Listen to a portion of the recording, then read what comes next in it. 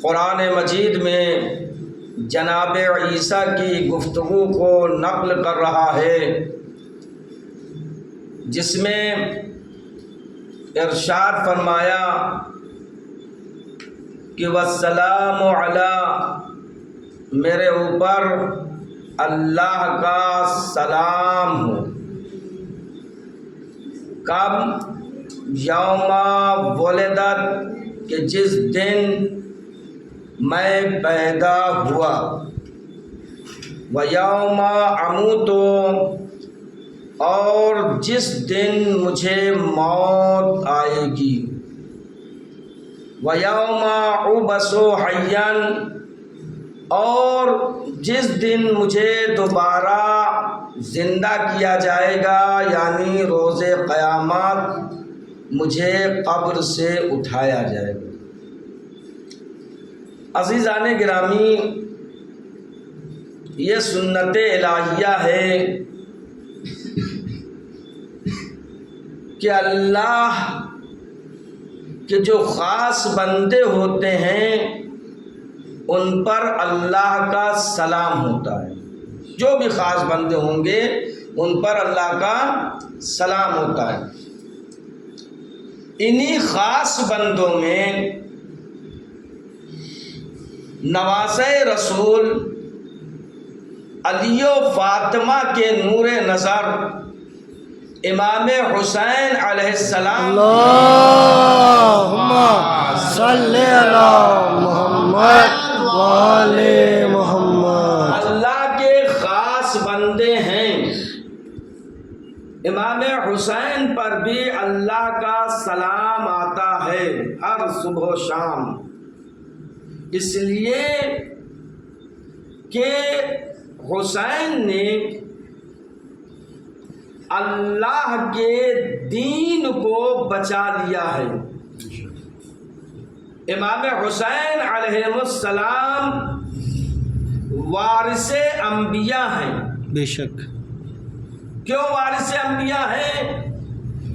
کیسے وارث انبیاء ہیں؟ ابھی میں نے ایک مجلس میں کہا تھا پچھلے جمعے کو، کیا کہا تھا جمعے میں کہ کیوں ہیں؟ اس لیے کہ امام حسین علیہ السلام نے اپنی شہادت دے کر تمام انبیاء کی نبوتوں کو بچا لیا ہے۔ بے شک۔ اس لیے امام حسین علیہ السلام وارث انبیاء ہیں۔ آپ جاتے ہیں وارثہ پڑھتے ہیں نا، السلام علیک یا وارث آدم صفت اللہ، اے آدم کے وارث تم پر سلام۔ تو آدم کے وارث کون ہیں؟ حسین ہیں۔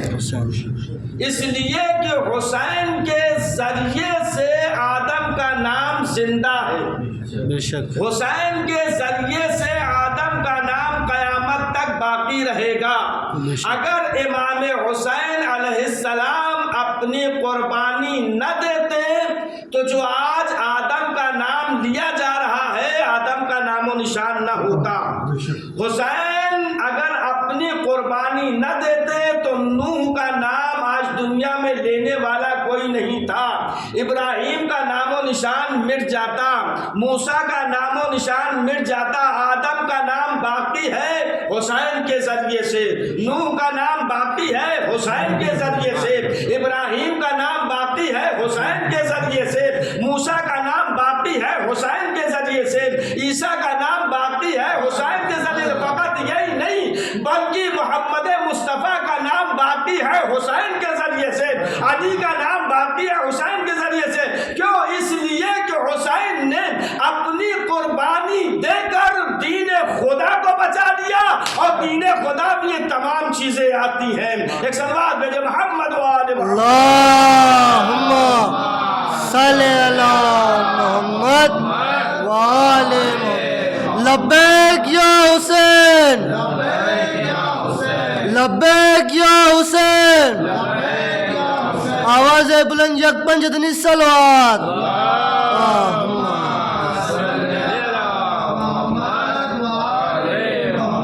دیکھیں شیخ امام حسین کا بہت ہی واقعہ مشہور ہے جو آپ لوگوں نے سنا ہی ہوگا کہ شیخ صدوق علیہ الرحمہ اپنی اسناد سے ابن عباس سے روایت کرتے ہیں کہ پیغمبر اکرم حضرت محمد مصطفیٰ صلی اللہ علیہ وآلہ وسلم نے محمد وآل محمد ارشاد فرمایا کہ پروردگار کے ایک فرشتے کا نام دردائل ہے. آپ نے اتنا سنا ہے جی. اور پروردگار عالم نے فرشتہ دردائل کو 16,000 پر عطا کیے تھے. 16,000 16,000 پر عطا کیے تھے. کسے؟ فرشتہ دردائل کو. دردائل.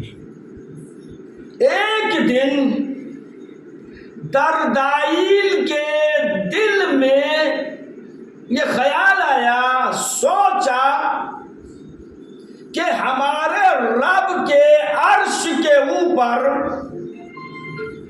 ہمارے رب یعنی ہمارے اللہ، ہمارے پروردگار، ہمارے معبود، کچھ بھی کہہ لیں ہم، جو اللہ کو نام ہے، ہمارے رب کے عرش کے اوپر کوئی عرش اور ہے. جیسے ہی دردائل نے یہ چیز سوچی، اللہ نے دردائل کے دل کی بات کو محسوس کر لیا. ادھر فرشتے نے سوچا، کیا سوچا؟ کہ ہمارے رب کے عرش کے اوپر کوئی عرش اور ہے، لیکن اللہ کے عرش کے اوپر کوئی عرش نہیں ہے.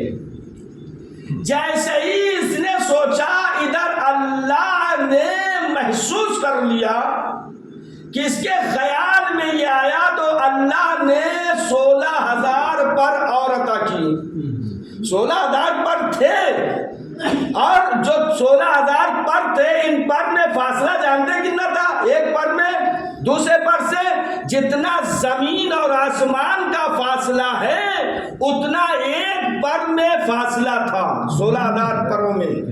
ہاں جی روایت ہے، ابن عباس پیغمبر سے روایت کرتے ہیں، کہتے ہیں کہ ایک پر کا دوسرے پر میں اتنا فاصلہ تھا. یہ روایت موجودات آل محمد کی دوسری جلد میں موجود ہے. جسے بھی دیکھنا ہے، شک و شبہ ہو تو وہ میرے پاس آئے گا، میں اسے دکھا دوں گا.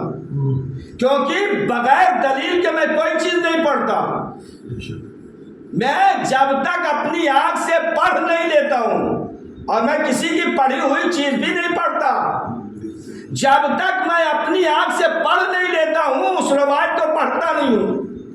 تو کہتے ہیں کہ ایک پر اور دوسرے پر میں اتنا فاصلہ تھا جتنا زمین و آسمان میں فاصلہ ہوگا. 16,000 پر تو پہلے دیے. جب اس کے دل میں یہ خیال آیا کہ میرے رب کے اوپر بھی کوئی عرش کے اوپر بھی کوئی عرش ہے، تو اللہ نے اس کے خیال کو محسوس کر لیا. اور جب محسوس کیا تو اللہ نے 16,000 پر اور عطا کر دیے، اور 16,000 16 32,000 پر ہو گئے. اب جب 16,000 پر اور عطا کر دیے تو اللہ نے دردائل پہ وحی کی، اے دردائل اب تم پرواز کرو. تمہارے خیال میں ہے نا کہ میرے عرش کے اوپر کوئی عرش اور ہے، لہذا ہم نے تمہیں 16,000 تو دیا تھا پر، اب 16,000 اور دے دیا. اب اتنے پروں کے ذریعے سے تم پرواز کرو. تاریخ میں لکھا ہوا ہے کہ دردائل نے 50,000 سال تک پرواز کیا. ایک دو سال نہیں، 50,000 سال تک پرواز کیا. ایک ستون سے دوسرے ستون تک نہ پہنچ سکا. جب تھک گیا تو اللہ نے وحی کی، اے دردائل اب تم اپنی جگہ پہنچ جاؤ، اور سنو میری عظمت کے آگے، میری عظمت اتنی بلند و بالا ہے کہ میری عظمت کے آگے کسی کی عظمت ہے ہی نہیں، میں عظیم ہوں، میں صاحب عظمت ہوں۔ اور سنو، تمہارے دل میں خیال آیا خدا کسی مکان کا موصوف نہیں ہوتا ہے کہ خدا کو کسی مکان میں موصوف کر دو، خدا لا مکان ہے۔ اس کے بعد اللہ نے دردائیل کو جو پر دیے تھے وہ پر چھین لی، 16 پہلے دیے تو 16 پورا چھین لیا۔ کیوں؟ کہ اس کے دل میں خیال آیا نا، خیال نہیں آنا چاہیے، پورے پر چھین لیے۔ اب ایک جگہ پر دردائیل پڑا ہوا ہے۔ اس کے بعد جب 3 شعبان المعظم شب جمعہ امام حسین علیہ السلام کی ولادت ہوئی،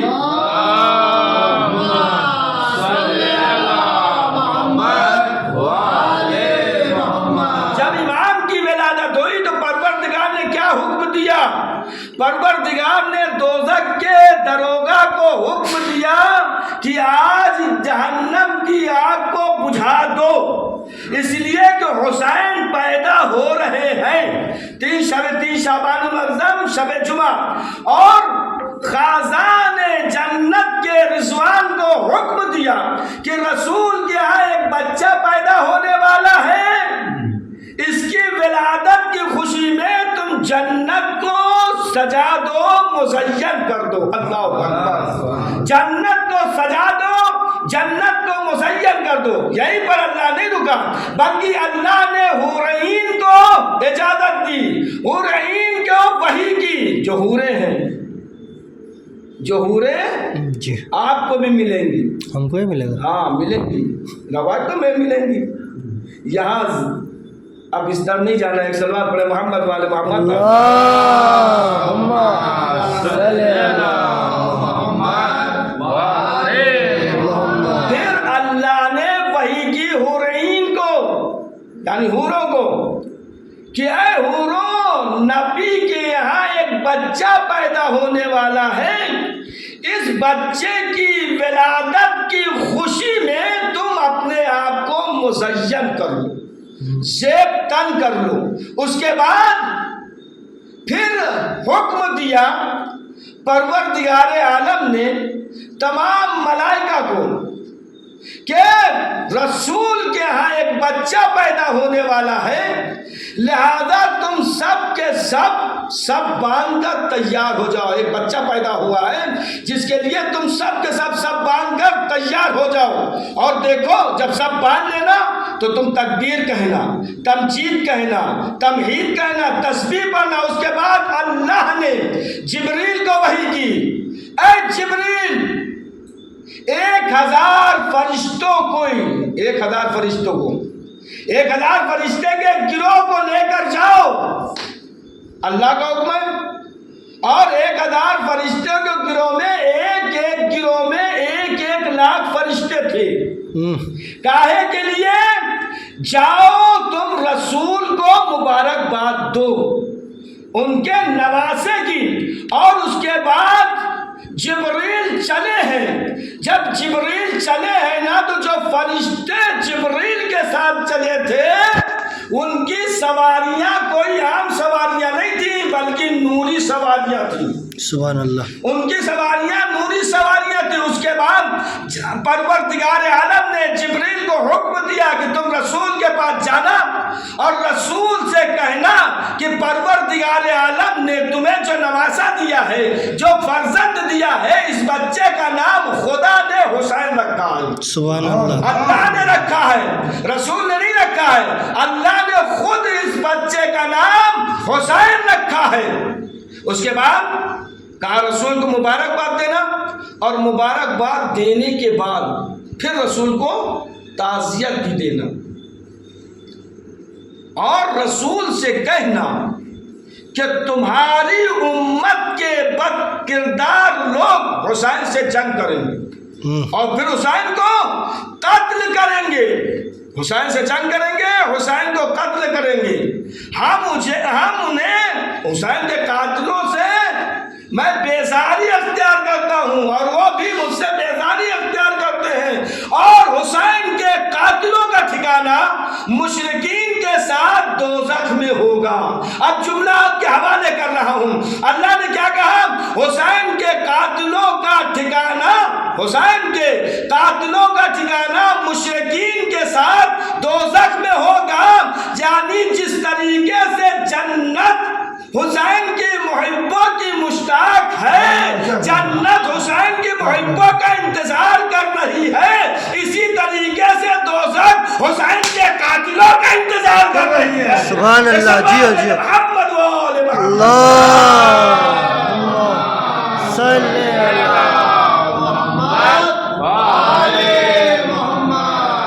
ایک اور صلوات ہے جی، محمد و آل محمد۔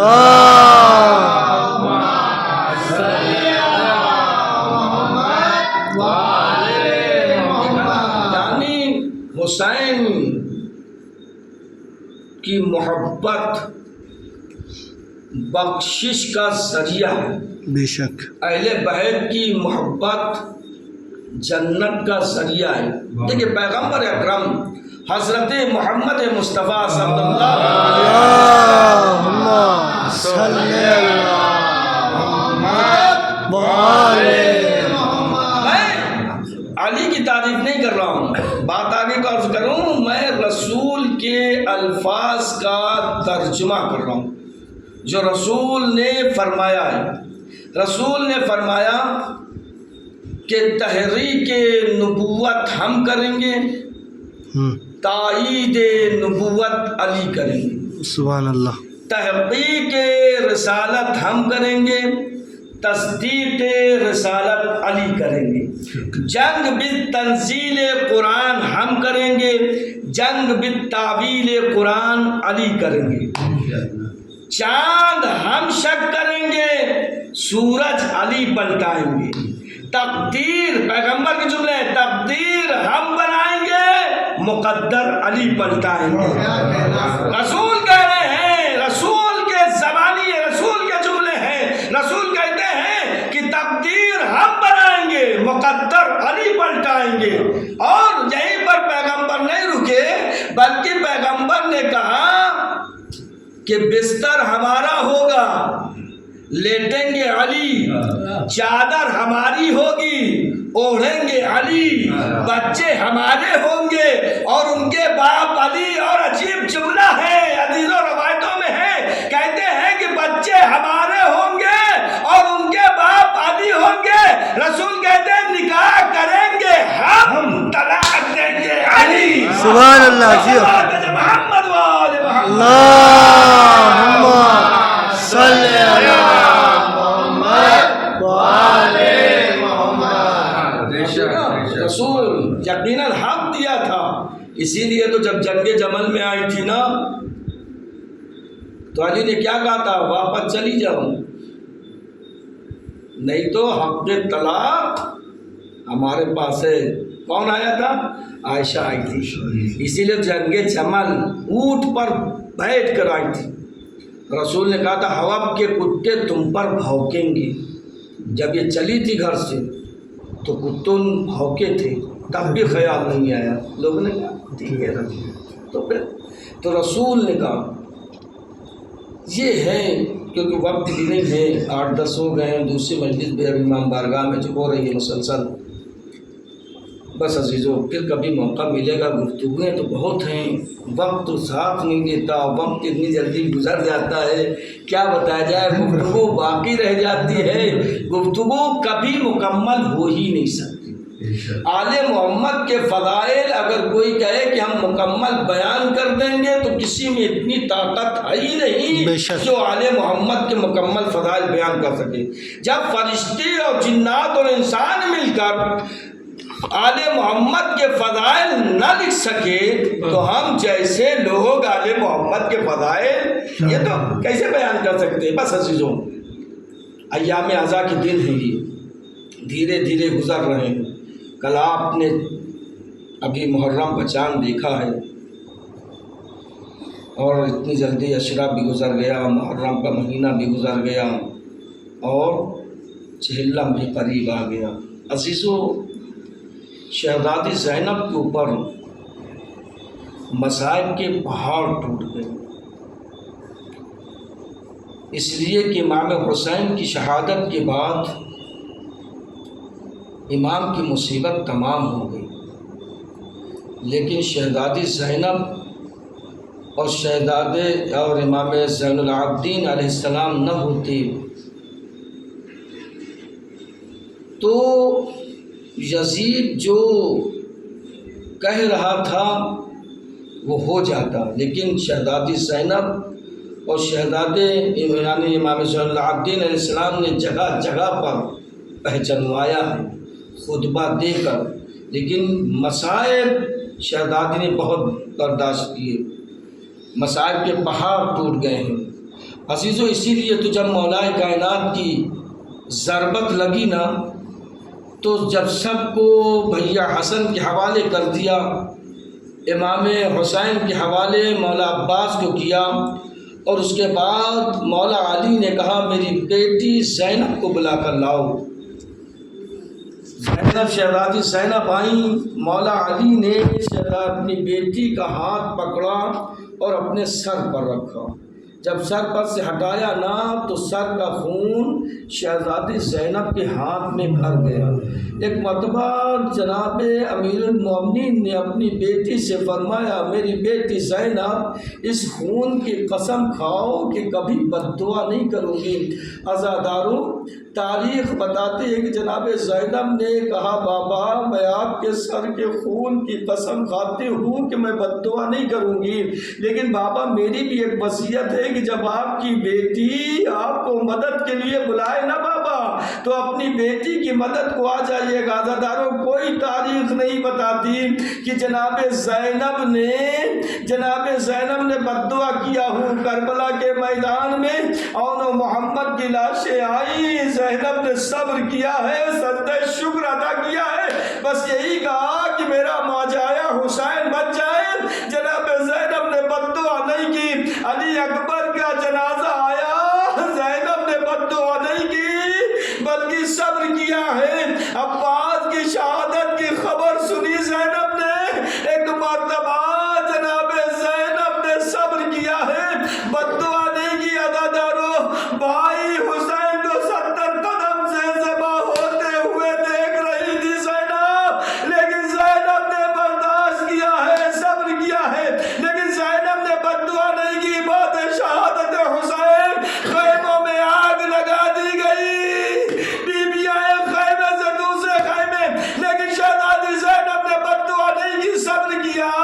ارے سر سے چادریں چھن گئی لیکن زینب نے صبر کیا، بد دعا نہیں کی۔ ارے بیمار امام کے ہاتھوں میں ہتھکڑیاں ہیں، پیروں میں بیڑیاں ہیں، گلے میں توکے خاردار ہیں، لیکن زینب نے صبر کیا ہے، بد دعا نہیں کی۔ عزاداروں جب یہ قافلہ کربلا سے کوفہ ہو کر شام پہنچا ہے اور شام میں جب حکم